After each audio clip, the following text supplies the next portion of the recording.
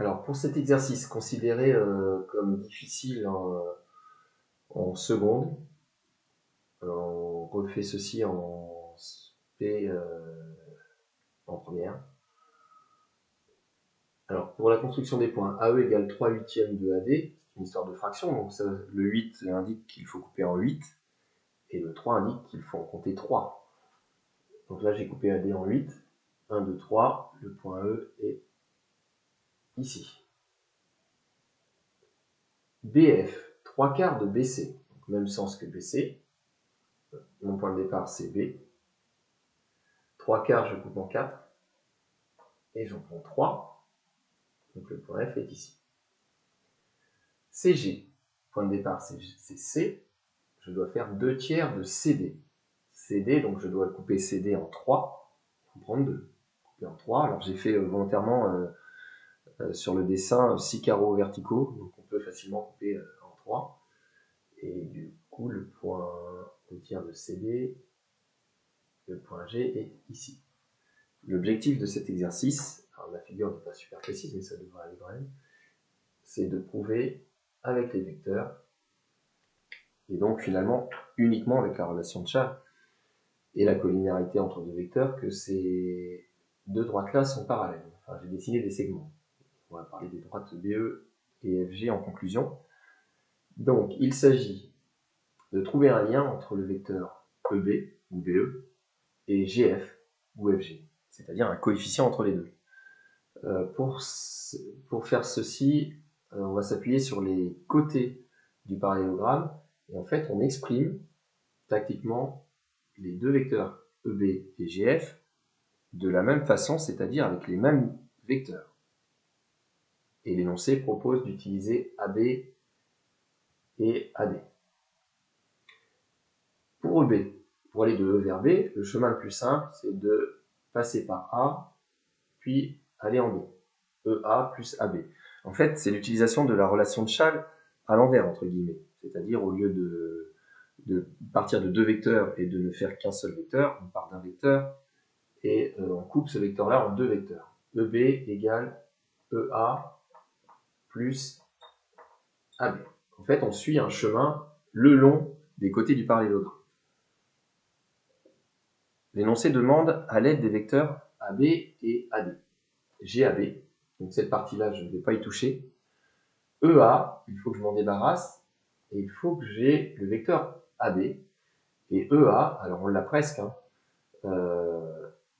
on a AE. AE, c'est 3 huitièmes de AD. EA, c'est l'opposé de AE. Donc il suffit que je mette un signe moins pour parler de l'opposé de AE. Et j'ai fini. J'ai bien une expression avec des nombres, une opération et les deux vecteurs dont l'énoncé parle, c'est-à-dire AB et AD. On peut aussi s'appuyer sur le dessin plutôt que sur ce qui est donné par l'énoncé. Le vecteur EA par rapport à AD, vous voyez, c'est 3 divisions par rapport à 8, donc 3 huitièmes. EA va vers la gauche, AD va vers la droite, donc c'est moins 3 huitièmes. On peut s'appuyer sur le dessin. GF. Pour aller de G vers F, le plus simple, c'est de passer par le point C. On pourrait faire le tour comme ceci. On pourrait dire que GF, c'est GD plus DA plus AB plus BF, et exprimer tous les petits vecteurs avec les côtés du parallélogramme. Mais le plus simple, c'est de passer par le point C. GC plus CF. On décompose en deux vecteurs avec la relation de Chasles. Je rappelle que la relation de Chasles, c'est le même point autour du signe plus, pour que ça fonctionne. GC. Le vecteur GC, c'est 2 carreaux vers le haut. Donc par rapport au vecteur DC, alors pourquoi je vais utiliser DC? Parce que DC est égal à AB dans un parallélogramme. Donc GC, je peux dire que c'est 2 tiers de DC. Je m'appuie sur le dessin. Je pourrais m'appuyer uniquement... on pourrait faire l'exercice sans le dessin, mais c'est un peu plus compliqué. CF. CF, c'est 1 carreau vers la gauche par rapport à CB qui en fait 4.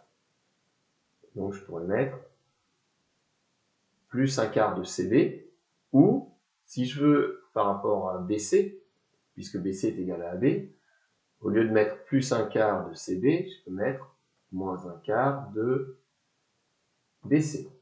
Effectivement, c'est construit avec le point F étant tel que BF égale 3 quarts. Si j'ai 3 quarts ici, là j'ai 1 quart. Voilà, j'ai presque fini. DC, bah, c'est égal à AB. Donc 2 tiers de AB. Et BC, le vecteur BC est directement égal au vecteur AD. Donc je vais le remplacer, je vais le remplacer par AD. Et cette fois j'ai fini. J'ai les deux vecteurs demandés par l'énoncé, des nombres, une opération. La justification, c'est que ABCD est un parallélogramme, ce qui me permet de changer DC en AB et BC en AD.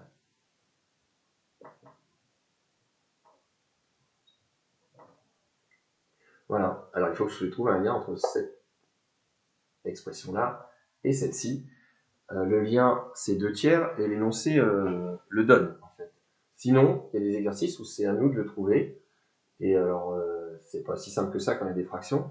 Et il faut regarder le passage, par exemple, de 1 à AB, ici, vers 2 tiers de AB, puisque c'est une histoire de tableau de proportionnalité, tout ça. 1 pour aller à 2 tiers, on multiplie par 2 tiers.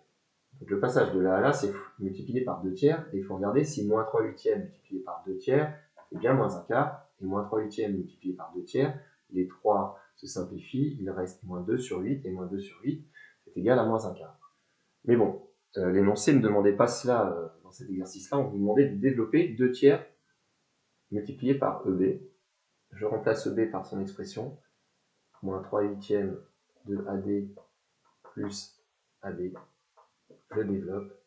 Les 3 vont se simplifier, moins 2 huitièmes de AD, plus 2 tiers de AB, égale, je simplifie encore, moins 1 quart de AD, plus 2 tiers de AB, et tout ça, cette expression-là, on remarque que c'est en fait GF, je l'indique à la fin, égale GF.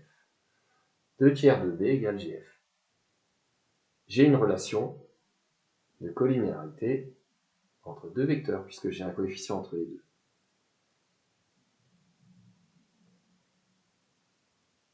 On a GF égale 2 tiers de B, on n'est pas obligé de le réécrire, mais... Donc, alors j'ai une conclusion sur les vecteurs, puisque les termes de vocabulaire sont différents, mais ça signifie la même chose. GF et EB sont collinéaires, je n'ai pas le droit de dire parallèles pour des vecteurs. Donc, les droites GF et EB sont parallèles, ce qui peut s'écrire symboliquement de cette façon-là. Voilà. Donc les vecteurs sont un outil assez puissant pour démontrer du parallélisme.